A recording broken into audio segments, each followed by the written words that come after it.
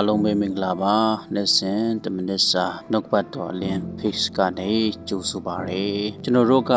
ကိုလွတ်လပ်တဲ့လွတ်မြောက်တော်သူဖြစ်တယ်လို့ထင်နေပေမဲ့အပြစ်တစ်ခုခုရဲ့ချီနှောင်မှုအောက်မှာရှိနေတတ်တာဖြစ်ပါတယ်။ယောဟန်ခရစ်ဝင်ကျမ်းအခန်းကြီး၈အခန်းငယ်36မှာထို့ကြောင့်တာဒီတင်တို့ကိုလွတ်လင်တင်တို့ဒီဧကန်အမှန်လွတ်ကြလိမ့်မည်လို့ဆိုပါတယ်။ဒီနေ့ကျမ်းချက်မှာဖော်ပြတဲ့အတိုင်းတာတော်ဒီတင်တို့ကိုလွတ်မြောက်စေမည်ဆိုတဲ့ခေါင်းစဉ်နဲ့ခွန်အားပေးသွားမှာဖြစ်ပါတယ်။ဒီကျမ်းချက်ကယောဟန်အခန်းကြီး၈အခန်းငယ်31ကနေ36ကတပိုက်ဖြစ်ပါတယ်အကြောင်းအရာတစ်ခုကိုယေရှုခရစ်တော်ဘုရားပြောနေတာဖြစ်ပါတယ်အဆုံးပိုက်လည်းဖြစ်တယ်အဲ့ဒီအချိန်မှာယူဒလူမျိုးတွေကယေရှုကိုပြောလေဆိုရင်ငါတို့ဟာအာဗြဟံရဲ့သားစဉ်မြစ်ဆက်တွေဖြစ်တဲ့အတကြောင့်ဘယ်တော့မှကျွန်မဖြစ်ဘူးလို့ပြောကြပါတယ်ဒါမဲ့ယေရှုခရစ်တော်ဘုရားကအခန်းငယ်36မှာဒုစရိုက်ကိုပြုတော်သူဟာဒုစရိုက်ရဲ့ကျွန်ဖြစ်တယ်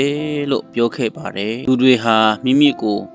အပြည့်ရဲ့ခြေကျွန်ဘဝကနေလွတ်မြောက်အောင်မလုပ်ဆောင်နိုင်ပါဘူးယေရှုဖျားကသာလက်ဝါးကတိုင်ပေါ်မှာအသေးခံအသွေးသွန်းလောင်းပေးခြင်းအားဖြင့်သာပြည့်ရဲ့တကူကိုအောင်မြင်ပြီးလွတ်မြောက်ပေးနိုင်တာဖြစ်ပါတယ်အကြောင်းမို့ယေရှုကိုယုံကြည်သူတိုင်းဟာအပြည့်ရဲ့ကျွန်ဘဝကနေစစ်မှန်တဲ့လွတ်မြောက်ခြင်းကိုရရှိနိုင်တာဖြစ်ပါတယ်ယေရှုပေးတဲ့လွတ်မြောက်ခြင်းကယာယီခိတ္တလွတ်မြောက်ခြင်းမဟုတ်ဘူးထာဝရအမှန်လွတ်မြောက်ခြင်းဖြစ်ပါတယ်။ဒါကြောင့်မို့မိတ်ဆွေများကိုဒီနေ့တိုက်တွန်းချင်ပါတယ်။ယေရှုခရစ်ကိုယုံကြည်ပြီးစစ်မှန်တဲ့လွတ်မြောက်ခြင်းကိုခံစားကြပါစို့လို့နှုတ်ပတ်တော်နဲ့ခွန်အားပေးရင်တိုက်တွန်းပါရစေ။အားလုံးကိုဖျက်ရှင်ကောင်းချီးပေးပါစေ။